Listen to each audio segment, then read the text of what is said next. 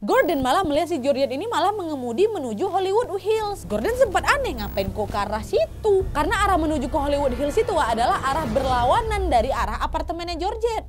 Hai, wassalamualaikum warahmatullahi wabarakatuh. Terima kasih sudah klik video ini. Oke, jadi di malam minggu ini aku akan kembali mengajak kalian lagi untuk menganalisa sebuah kasus kriminal, Wak. Dan kasus kriminal pada malam hari ini adalah tindak kriminal yang memang belum terpecahkan sampai sekarang. Dan kasus ini terjadi pada tahun 1944 di Amerika Serikat. Dan FYI, Wak, ya, untuk dapat memahami secara keseluruhan tentang kasus ini, kita harus pahami dulu bahwa ini terjadi pada tahun 1944.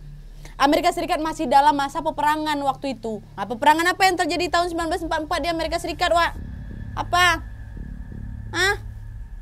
Betul, Perang Dunia Kedua. Nah, terus apa mengena atau sangkut pautnya dengan kasus yang akan kita bahas malam ini? Ya memang gak ada sangkut paut secara langsung sih, Wak. Tapi korban dalam kasus yang akan aku bahas hari ini adalah salah satu sukarelawan yang membantu menghibur para prajurit tentara kala itu. Para prajurit perang kala itu. Jadi tanpa berlama-lama lagi kita langsung masuk aja ke ceritanya ya. Check it out.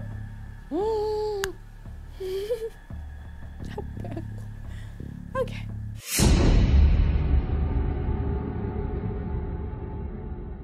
Oke, Wak, jadi kasus kriminal yang akan aku bahas hari ini adalah tentang seorang wanita yang bernama Georgette Alice Burdorff. Nah, Georgette ini, Wak, lahir pada tanggal 6 Mei tahun 1924 di New York. Orang tuanya bernama George dan Constance dan Heuser Burdorff. Dan Georgette ini memiliki seorang kakak perempuan yang bernama Connie, Wak. Nah, keluarga si Georgette ini tinggal di Manhattan, New York. Georgette ini pun berasal dari keluarga yang kaya raya, Wak. Ayahnya ini adalah Raja Minyak. Bukan dari Medan tapi dari Manhattan. Jadi memang gaya hidupnya Georgette ini penuh dengan kemewahan lah gitu. Nah, pada tahun 1935 ibunya Georgette ini meninggal dunia. Georgette dan keluarganya pun pindahlah ke Los Angeles, California kan. Nah, di LA ini, Wak, Georgette bersekolah di sekolah perempuan terbaik di Amerika yaitu Marlborough School. Dan setelah itu Georgette ini juga bersekolah di Westlake School for Girls, di mana kedua sekolah ini merupakan sekolah persiapan untuk masuk ke perguruan tinggi elit, Wak. Selama tinggal di LA ini, si Georgette menyadari bahwa dia mempunyai minat di bidang acting. Dan akhirnya setelah lulus dari sekolahnya,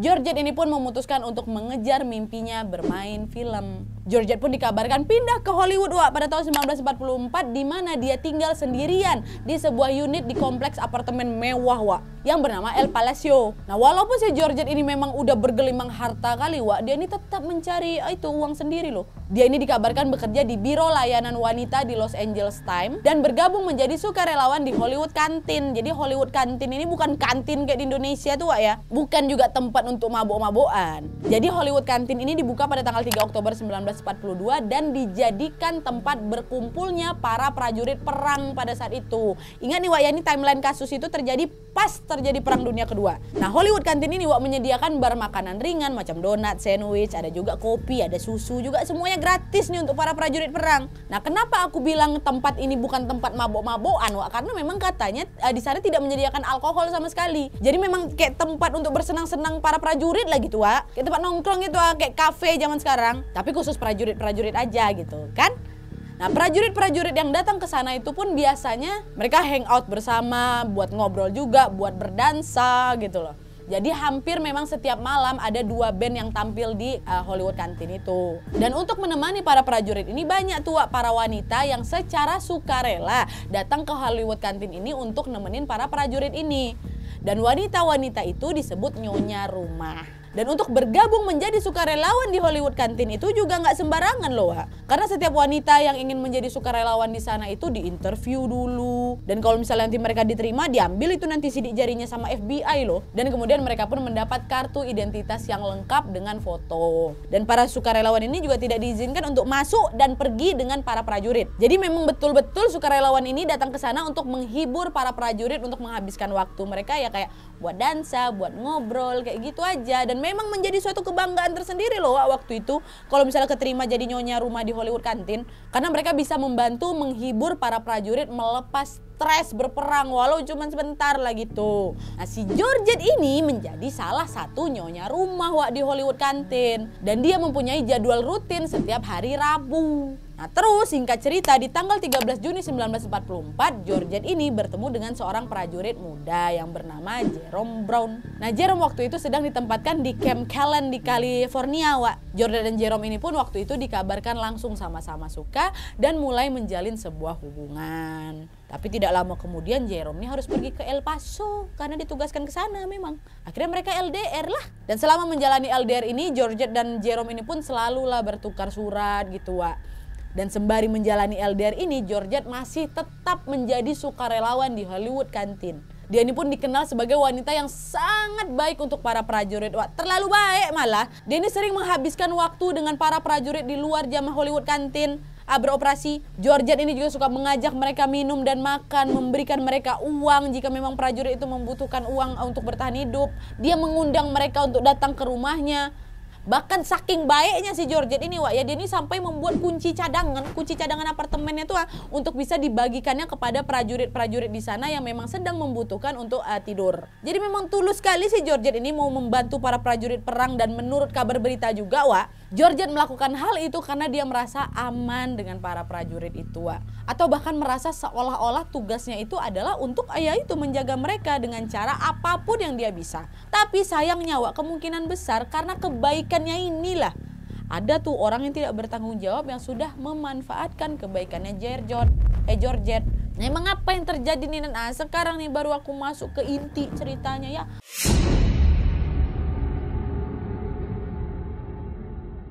Nah jadi, Wak, pada tanggal 12 Oktober tahun 1944 Fred dan Lulu Atwood, jadi ini petugas kebersihan apartemen El Palacio tadi, Wak, seperti biasa mereka datanglah ke apartemen Georgette untuk bisa membersihkan rumah apartemennya itu. Mereka datang sekitar jam 11 siang, Wak. Nah di saat mereka sampai di depan apartemennya si Georgette, mereka melihat pintu apartemen Georgette itu terbuka sedikit. Dengan sedikit berhati-hati mereka pun masuklah ke dalam apartemen kan, sambil memanggil Nyonya Georgette. Georgette, kamu beresin apartemen ini, Georgette. Tapi nggak ada jawaban sama sekali itu dari si Georgette. Dan setelah masuk cukup jauh ke dalam apartemennya, mereka mendengar, Wah, ada suara tetesan air dari kamar mandi lantai 2 apartemennya si Georgette. Jadi memang apartemen Georgette ini 2 lantai gitu, Wak, dan kamarnya Georgette ada di lantai 2. Nah, Bu Lulu ini pun langsunglah berjalan menuju lantai 2 kan untuk mengecek kamarnya di atas. Di saat dia sampai di depan kamar mandi, di saat itulah, Wak, dia melihat Georgette sudah mengambang di dalam bathtub dalam posisi badan dan wajah itu menghadap ke bawah. Dah, terkejut kan si Lulu, Georgette. Dan waktu dia lihat Georgette pada saat itu menggunakan atasan piyama warna merah muda, Wak, pink. Lulu pun langsung berteriak kan manggil lakinya, Fred, tolong nih Fred, si Georgette ada di sini, kata. Fred yang panik pun langsung berlari juga ke atas, Wak. Dan setelah Fred berada di dalam kamar mandi, Fred langsung mengosongkan air di dalam bathtub. Jadi memang langsung dicabut gitu loh sama dia penyumbat air tuh, Wak. Karena waktu itu Fred pikir si Georgette ini pingsan pas lagi melakukan rutinitas paginya. Tapi setelah Fred mengangkat tubuhnya si Georgette, barulah dia sadar bahwa si Georgette ini sudah tidak bernyawa, Wak. Fred pun langsunglah lari ke ruang manajer El Palacio tadi kan untuk memberitahu temuannya mereka itu, untuk memberitahu keadaannya si Georgette. Dan juga sekalian meminta manajer itu tolong telepon polisi sekarang, Bapak. Nah singkat cerita, tidak lama setelah itu polisi pun datang. Polisi langsunglah melakukan olah TKP dan mengumpulkan kesaksian dari Fred, Lulu, dan beberapa tetangganya Georgette. Nah dari analisa TKP itu, Wak, polisi menemukan ada noda darah di karpet antara kamar mandi sama kamar tidur. Karpetnya itu basah pula, Wak, dan tampak seolah-olah ada seseorang yang sedang mencoba untuk menggosok noda di atas karpet itu loh. Tapi memang nggak sepenuhnya berhasil, masih ada memang dikit tuh. Dan selain itu juga penyelidik juga menemukan sesuatu yang salah dengan lampu otomatis di luar pintunya si Georgette. Jadi lampu itu, Wak, tidak berfungsi sebagaimana mestinya. Dan setelah diperiksa lebih lanjut, penyelidik ini pun dapat mengkonfirmasi bahwa seseorang telah mengendorkan bohlamnya. Polisi pun berspekulasi bahwa si pelaku ini sudah merusak bohlamnya si Georgette ini agar tidak ada orang yang dapat melihat dia secara jelas di saat dia masuk ke dalam apartemen itu. Kan lampu otomatis harusnya kalau misalnya dia lewat nampak langsung kan, ini di dilonggarkan ya. Nah sidik jari memang ditemukan, Wak, di bohlam itu, tapi sayangnya tidak pernah ada orang yang dapat ditetapkan sebagai tersangka. Dan selain itu polisi juga sadar bahwa mobilnya Georgette udah hilang. Terus polisi juga menemukan ada banyak kali puntung rokok, Wak, di asbak. Dan tidak ada satupun dari puntung rokok itu yang memiliki noda lipstik. Padahal lipstik. Padahal di saat Georgette itu ditemukan, bibirnya si Georgette ini merah lipstiknya. Jadi kemungkinan besar si pelaku itu sudah merokok di apartemennya Georgette setelah dia melakukan tindak kejahatan itu. Maaf. Nah, sembari mencari petunjuk-petunjuk lain di TKP, Wak, polisi pun mulailah mengumpulkan kesaksian nih. Dan dari sinilah, Wak, polisi ini dapat beberapa kesaksian. Yang pertama, kesaksian dari Fred, tukang bersih-bersih tadi itu loh.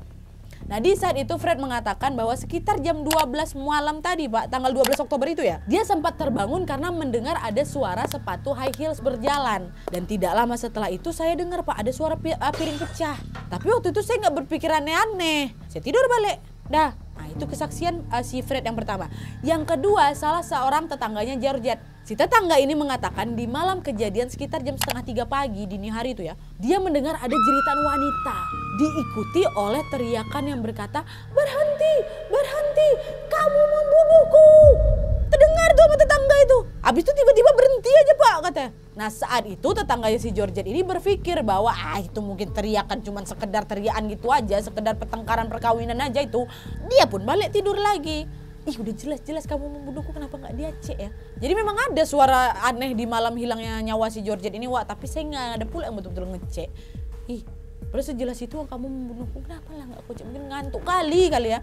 Habis itu nyesal. Nah, terus yang ketiga, Wak, polisi juga mendapatkan kesaksian dari Ross Gilbert. Ross ini asisten bapaknya Georgette, Wak. Dan Ross waktu itu bersaksi kepada polisi bahwa di tanggal 11 Oktober 1944-nya, sehari sebelum Georgette ini ditemukan tidak bernyawa nih, Wak, ya, Georgette dan dirinya sempat pergi berbelanja dan mengunjungi salon kecantikan sampai sekitar jam 2 siang, Pak. Nah, hari itu si Georgette ini tampak bahagia kali, Pak. Dan setelah selesai dari salon, Georgette ini menguangkan cek sebesar 175 dolar. Dan dia membeli tiket terbang ke El Paso untuk menemui si Jerome, kan? Nah, terus Ross ini juga memberikan informasi kepada polisi bahwa malamnya, Pak, si Georgette ini pergi ke Hollywood Canteen bersama salah seorang temannya yang bernama June Ziegler, Pak. Jadi hari itu memang hari Rabu, memang jadwalnya Georgette untuk pergi ke Hollywood Canteen, kan? Nah, June itu, kawannya itu adalah nyonya rumah di Hollywood Canteen juga. Dan setelah mengumpulkan informasi dari Ross, polisi ini pun langsunglah datang menghubungi si June. Nah, kesaksian si June ini yang jadi kesaksian keempat, Wak.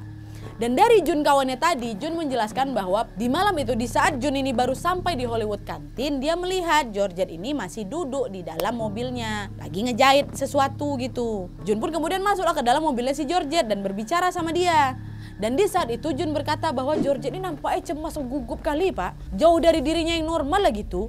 Dan Georgette juga sempat meminta saya untuk menginap di rumahnya. Tapi waktu saya tanya kenapa saya harus nginap di rumah kamu, dia pun nggak ngasih penjelasan yang jelas atas kegugupannya waktu itu, Pak. Pokoknya selama saya di sana dia tidak ada menjelaskan kegugupannya atau alasan apapun mengapa si Georgette ini ingin si June ini menghabiskan malam bersamanya. Karena kayak nggak jelas gitu, mungkin di dalam hati si June pun menolak lah secara halus dan berasumsi bahwa udahlah Georgette, tenang aja, kok tuh cuman gugup perkara nanti tentang penerbangan kok ke El Paso aja tuhnya. Gitu. Dan setelah itu sekitar jam 7 malam June sama si Georgette ini pun masuk ke Hollywood Canteen dan melakukan aktivitas mereka seperti biasanya.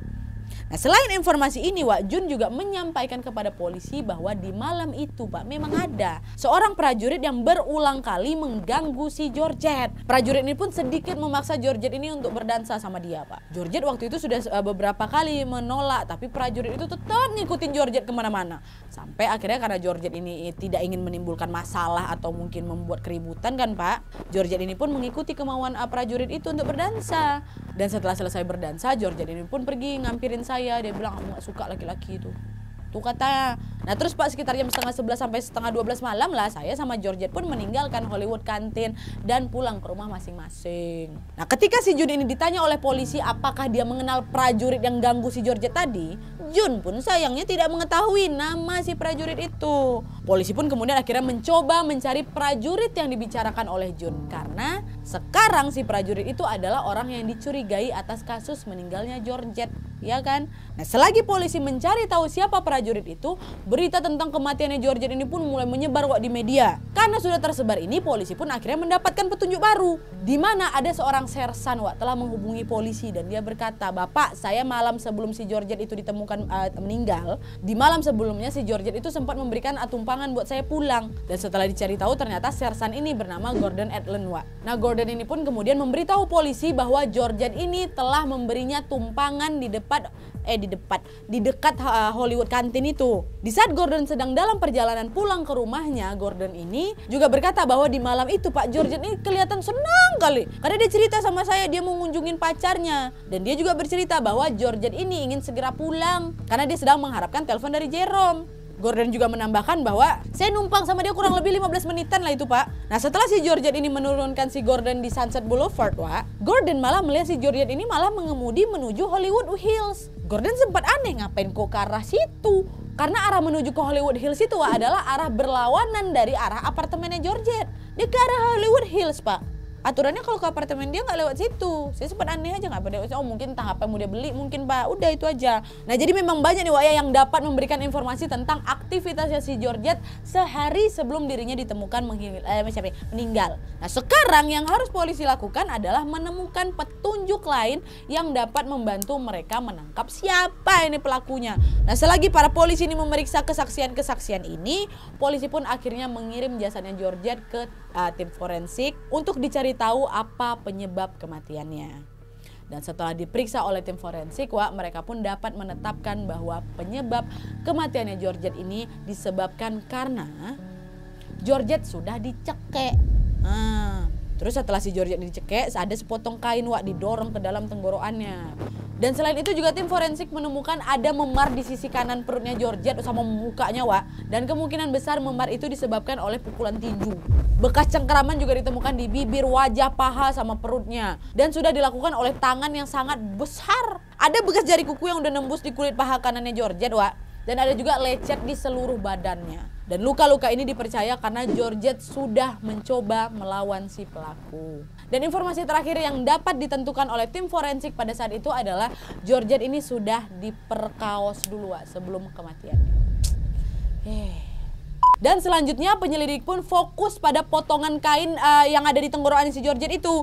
Dan potongan kain itu Wak, ternyata adalah sejenis perban yang disebut dengan cryptetra, yang biasanya digunakan untuk cedera kayak keseleo gitulah. Yang bikin polisi bingung Wak, perban itu ternyata tidak dijual di Amerika Serikat selama 22 tahun. Yang ada perban itu dipercaya telah diimpor dari Inggris atau Prancis. Tapi sayangnya petunjuk-petunjuk yang telah polisi dapatkan ini sama sekali tidak dapat membantu polisi untuk menetapkan tersangka.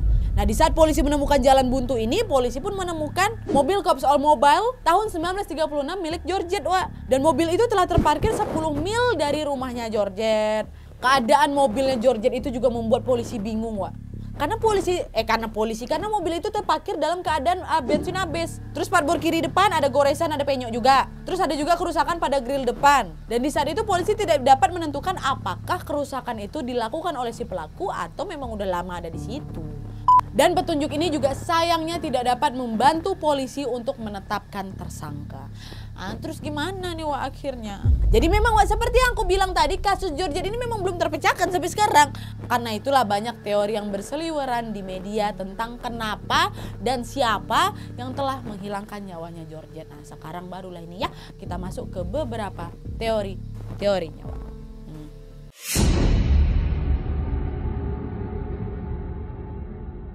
Oke Wak, jadi teori pertama si Georgette ini telah dirampok. Oke? Ada memang beberapa orang yang percaya bahwa Georgette ini sudah dirampok. Dan teori ini beredar karena Georgette sendiri itu kenapa? Berasal dari keluarga kaya raya kan. Bapaknya Raja Minyak, pengusaha sukses. Ditambah lagi di tahun kematiannya itu Wak, ada banyak sekali orang yang kurang mampu secara finansial karena dampak peperangan itu. Nah tapi teori ini jelas ada yang ngelawan juga. Apa emang pernyataan kontranya Wak? Jadi memang pada hari kejadian itu kan dompet sama mobilnya Georgette dilaporkan ikut menghilang kan. Tapi uang cash dan barang berharga lainnya nggak hilang. Jadi makanya lah polisi agak sedikit nggak mempercayai bahwa si Georgette ini sudah dihilangkan nyawanya karena motif perampokan. Apalagi kan dengan fakta bahwa tidak ada tanda-tanda kerusakan pada pintu dan jendela apartemen si Georgette kan. Nah menurut polisi agak nggak mungkin lah ada seorang perampok masuk tanpa merusak pintu atau jendela. Nah itu teori pertama. Teori kedua, si Georgette ini telah menjadi korban pelaku pembunuhan lain. Oke? Nah teori ini Wak memang agak sedikit lemah, tapi ada beberapa orang juga yang percaya bahwa teori ini agak masuk akal gitu. Jadi memang pada saat kematiannya si Georgette ini ada 2 tersangka kasus pembunuhan lainnya Wak. Mereka adalah George Pollock White dan Otto Stephen Wilson. Nah waktu itu George ini telah didakwa karena dia ini sudah menghilangkan nyawa seseorang wanita berusia 95 tahun dengan memasukkan handuk ke tenggorokannya. Cara Mukanya ini kan memang agak sedikit mirip kan dengan jasadnya Georgette. Jadi waktu itu polisi berasumsi bahwa si Georgette ini telah dihilangkan nyawanya oleh orang yang sama. Tapi setelah diperiksa lebih lanjut lagi, polisi pun menemukan fakta bahwa George tidak berada di dekat apartemennya si Georgette waktu itu. Sementara Otto Stephen Wilson yang satu lagi itu telah didakwa telah menghilangkan nyawa 2 wanita di pusat kota LA. Tapi lagi-lagi alibi Otto ini dapat dibuktikan bahwa dia ini tidak berada di dekat apartemen si Georgette pada malam kejadian. Jadi memang nggak ada bukti yang kuat gitu loh yang dapat menghubungkan mereka ini dengan kasusnya si Georgette, Wak. Jadi teori ini pun dapat dipatahkan balik. Nah, kita lanjut lagi nih ya ke teori selanjutnya. Nah, teori ketiga, prajurit yang memiliki kunci apartemen Georgette itulah pelakunya. Teori ketiga ini adalah teori yang paling umum dan paling populer, Wak. Setelah 2 motif sebelumnya itu dicoret dari pertimbangannya polisi, mereka pun kemudian berteori bahwa pelakunya ini adalah salah seorang prajurit yang telah diberikan kunci cadangan nih. Kunci cadangan apartemennya Georgette. Polisi pun telah mewawancarai lebih dari 100 orang, Wak. Hampir semua orang itu adalah tentara yang pernah mengunjungi Hollywood Canteen. Nah, di antara lebih dari 100 orang ini, detektif akhirnya dapat melacak 1 orang yang paling menarik perhatian mereka. Siapa? Betul, pria yang berdansa dengan Georgette pada malam kematiannya, yang ganggu dia tuh loh. Dan ternyata pria ini bernama Cosmo Volpe. Dan di saat dia ini diwawancara oleh detektif, Wak, Cosmo berkata kepada polisi, "Pak, saya memang berdansa sama Georgette malam itu, tapi saya tengok dia nggak ngerasa keganggu sama sekali, kok bahagia-bahagia aja dia. Ketawa kami, nggak ada dia liatin muka, nggak senang sama saya, nggak ada sama sekali. Bahkan saya bukan sekali itu berdansa sama Georgette, Pak, udah sering beberapa kali sepanjang malam saya suka berdansa sama dia kok." Dan di malam kejadian itu, Cosmo ini memang pulang dengan Sergeant James, dan mereka berdua ini tiba di barak sekitar jam setengah 12 malam. Polisi pun langsunglah memeriksa alibinya itu kan, dan dapat mengkonfirmasi bahwa Cosmo ini sudah berkata jujur. Memang ada di saat malam kejadian itu di barak, Wak. Jadi nggak ada sangkut pautnya nih. Nah, tersangka berikutnya yang detektif periksa adalah prajurit Jerome Brown. Siapa nih? Pacarnya Georgette. Prajurit yang akan ditemui Georgette di El Paso. Nah, pada saat itu Jerome memberitahu kepada penyelidik bahwa, "Pak, saya betul-betul menantikan Georgette datang untuk terbang ke El Paso ini untuk menghadiri kelulusan saya dari program pelatihan tentara." Dan pada saat itu juga Jerome ini sempat menyerahkan setumpuk surat yang telah dikirim si Georgette selama beberapa bulan terakhir, Wak. Dan dengan cepat dia bisa membuktikan bahwa James memang berada di Texas pada saat si Georgette itu dihilangkan nyawanya. James ini siapa? Jerome maksudnya. Akhirnya Jerome ini pun dikesampingkan lagi sebagai tersangka. Setelah si Cosmo Jerome ini dapat dikesampingkan dari tersangka, polisi pun akhirnya menemukan jalan buntu lagi lah. Mereka sama sekali tidak mempunyai bukti baru yang dapat membantu mereka ini untuk memecahkan kasus Georgette, Wak. Sampai akhirnya pada bulan Desember tahun 1944 adalah seorang pria, Wak, datang nih. Namanya John Lehman Sumter. Dia datang masukin kantor FBI di San Francisco. Dan tiba-tiba dia mengaku sudah menjadi pelaku kasus penghilangan nyawanya si Georgette. Dia mengatakan kepada detektif bahwa, "Pak, di malam kejadian saya bertemu sama si Georgette di salah satu stasiun tram di sekitar Hollywood Canteen. Dan pada saat itu Georgette meminta saya untuk menginap di rumahnya, Pak. Saya pun menyetujui. Nah, terus waktu saya nyampe di apartemen si Georgette, Pak, ada nih pria lain yang datang. Tapi saya nggak kenal sama pria itu, Pak. Dan pria itu juga lumayan lama stay di apartemennya si Georgette. Habis itu dia baru pamit pulang, Pak. Waktu itulah saya langsung hilangkan nyawanya Georgette." Itu kata John. Jadi udah terpecahkan lah ini kasusnya Georgette, ya kan? John yang hilangin nyawanya Georgette. Nah, enggak, bukan, ngaku-ngaku dia, Wak. Bukan, enggak itu jawabannya doh. Enggak dia pelaku ya. Karena, Wak, sejak awal aja John ini datang ke FBI, pihak kepolisian tidak percaya sama sekali dengan kesaksiannya dia. Detail cerita si John yang enggak masuk akal kok bagi polisi. Akhirnya setelah ditanya-tanya lebih jauh lagi tentang detail kasusnya si Georgette ini, John pun mengaku, "Iya, Pak, saya bohong." Sempat pula kok prank polisi waktu kayak gini ya. Nah, kenapa si John ini berbohong, Wak? Karena dia berharap dia ini bisa divonis mati. Jadi ternyata si John ini udah ngidap depresi akut kali, Wak. Dia udah berkali-kali mau bunuh diri tapi merasa terlalu takut gitu loh buat ngelakuinnya. Maka itulah dia datang ke polisi dan mengaku sebagai pelaku dari tindak kejahatannya si Georgette. Lagi-lagi sampai titik ini polisi pun menemukan jalan buntu. Sampai akhirnya setahun kemudian, Wak, ada sebuah surat masuk ke Los Angeles Examiner. Ini koran lokalnya LA, Wak. Nah, surat itu bertuliskan kepada polisi Los Angeles. Hampir setahun yang lalu, Georgette Burgdorf usia 20 tahun, nyonya rumah Hollywood Canteen, dihilangkan nyawanya di apartemennya di Hollywood Barat. Orang yang menghilangkan nyawanya akan muncul di Hollywood Canteen dan pelakunya akan menggunakan seragam. Sejak dia melakukan tindak kejahatannya itu, dia tidak beraksi lagi di Okinawa. Penghilangan nyawa Georgette Woodruff ini adalah pembalasan ilahi. Biarkan polisi Los Angeles menangkap pelakunya jika mereka bisa. Itu isi surat itu, Wak. Ini aku kurang paham juga sih kenapa di surat itu tertulis penghilangan nyawa Georgette itu atas pembalasan ilahi. Itu aku nggak tahu, nggak ada pula informasinya, nggak ada penjelasan lebih lanjut juga tentang surat itu yang jelas. Dan pada saat itu banyak orang yang percaya bahwa surat tersebut dikirim dari orang yang mengetahui sesuatu tapi dia tidak ingin dia sendiri diketahui sama orang lain. Bisa jadi tuh prajurit-prajurit yang memang sering kali duduk di Hollywood Canteen itu masih ada di situ dia. Tapi entah kenapa waktu itu, Wak, ya penyidik ini nggak begitu didalaminya betul surat itu, Wak. Tiba-tiba aja mereka bilang surat ini cuma hoax aja nih, cuma tipuan aja. Pandai-pandainya orang nulis ini aja tuh gitu. Untuk buat citra prajurit buruk gitu. Tapi yang jelas, Wak, sampai hari ini 78 tahun setelah Georgette ini ditemukan tidak bernyawa di apartemennya, si pelaku masih juga belum tertangkap, Wak.